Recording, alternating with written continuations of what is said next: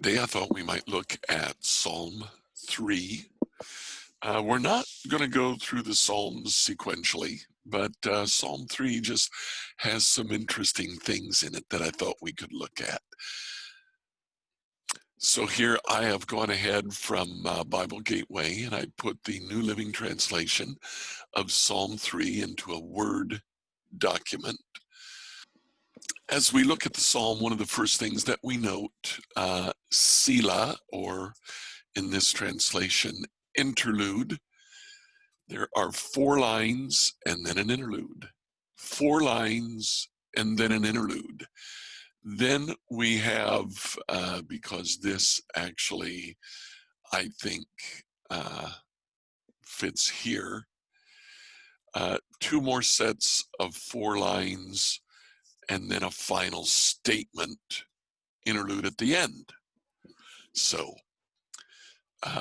let's take a look at each one of the 4 sets of 4 lines. First thing that I noticed is the subject here. Many are against me. Many are saying. These first 4 lines, the subject is my enemies. In the second set of 4 lines, you,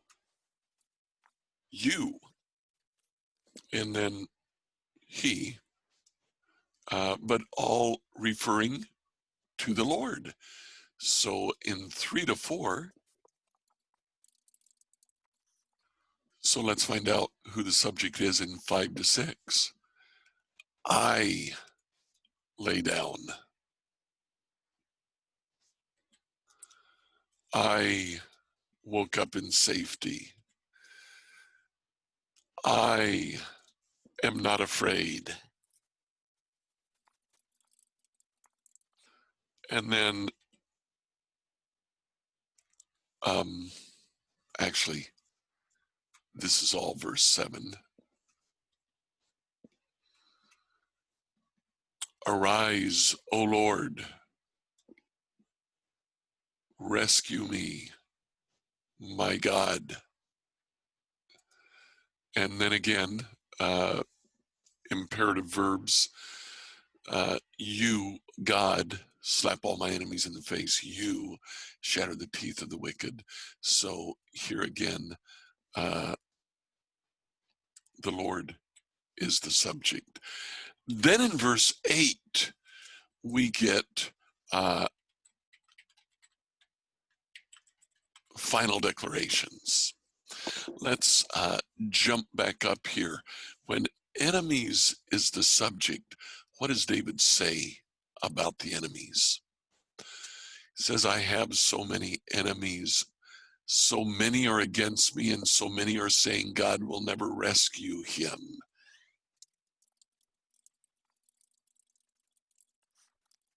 When the Lord is the subject the first time, David says, you're a shield. You're my glory. You're the one who holds my head high. You answered me from your holy mountain. When I am the subject, I lay down, I slept, I woke in safety. I'm not afraid. And the final time that the Lord is the subject, it's a call.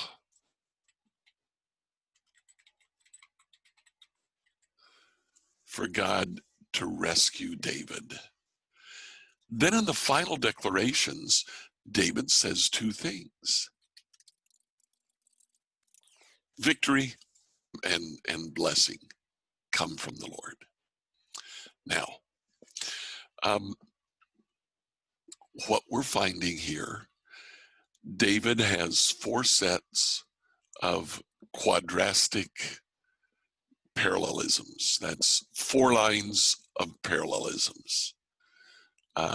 Each 4-line stanza communicates one reality to the reader. David's enemies are against him. They say that God won't protect him, but God is his protector, and he answers David. David sleeps well. He's not afraid. And then he goes to God because God answers him and says, rescue me. In the final declaration, victory and blessing come from the Lord. So let's take a look at what victory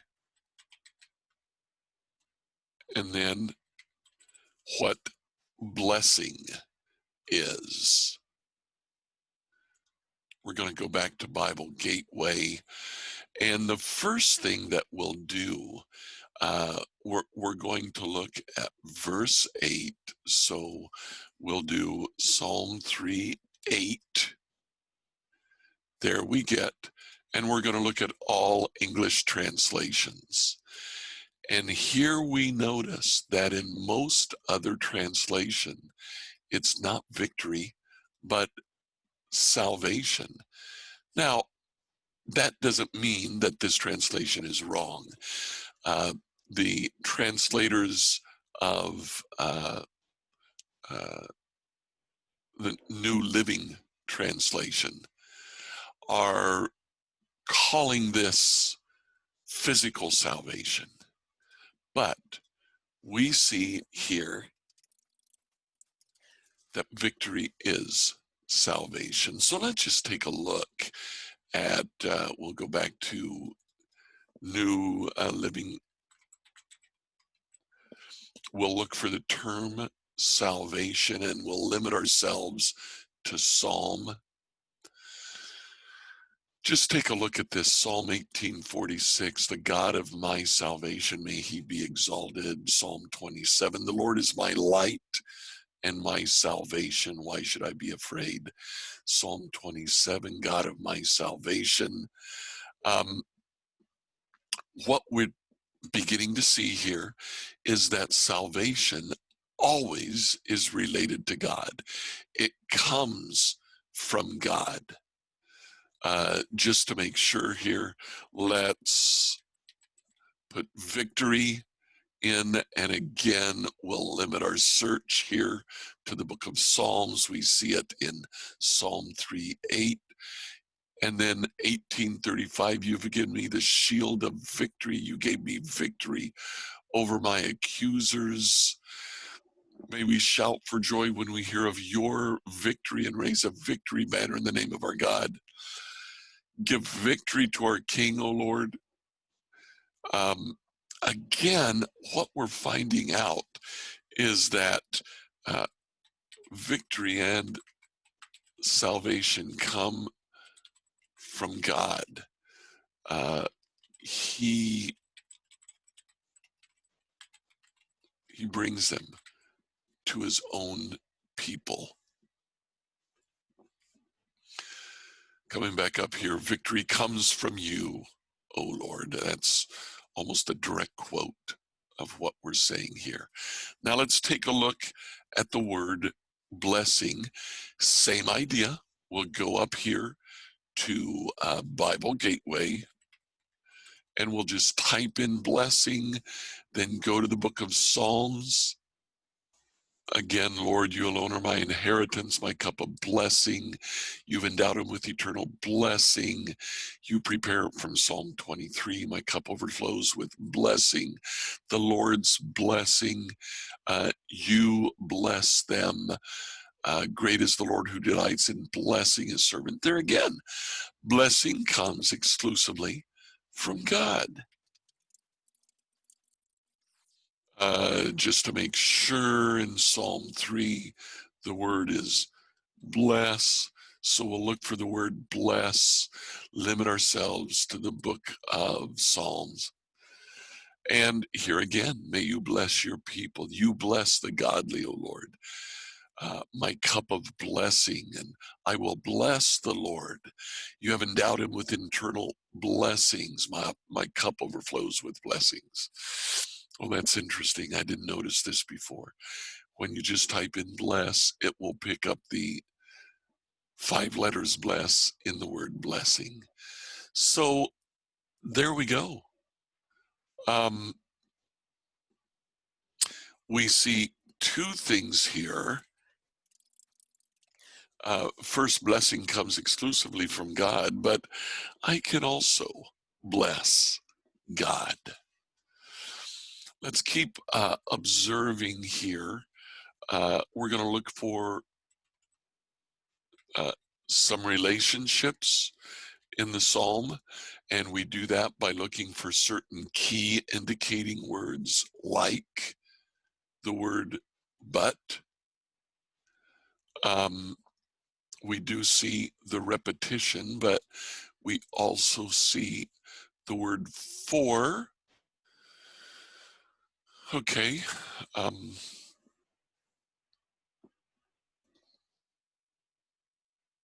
Those are the only indicating words that we have here. The word but indicates a contrast. The contrast in this case is easy to identify. It's the contrast between what the enemies say, they say God will not protect him, and what reality is. God is David's protector.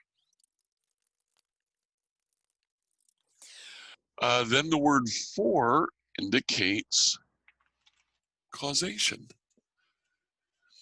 Now, what we will find as we look through the psalm again, the Lord was watching over me, there's the cause, but I was able to lay down and sleep.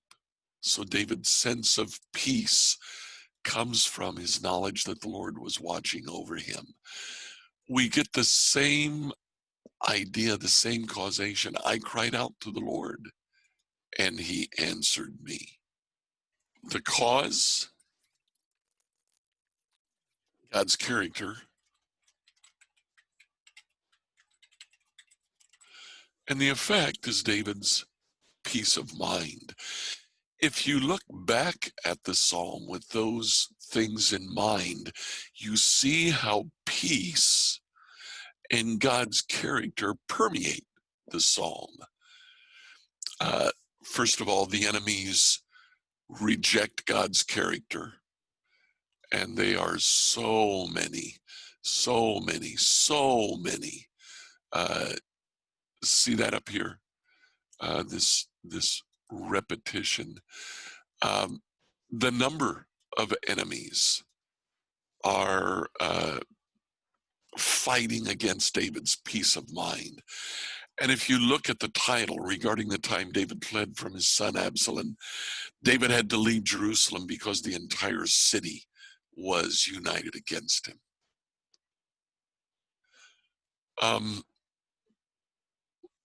Then you get God's actual character. He's a shield, he's a story, the one who holds David's head high. He answers David. You get David's peace. He's not afraid. He can lay down and sleep. And then the call to God to stay true to his character, to arise, rescue him, to protect him, and the final statement that victory and blessing, salvation and blessing come from God. Hope you enjoyed our short little study of Psalm 3. We'll join you again later for another psalm. See you then.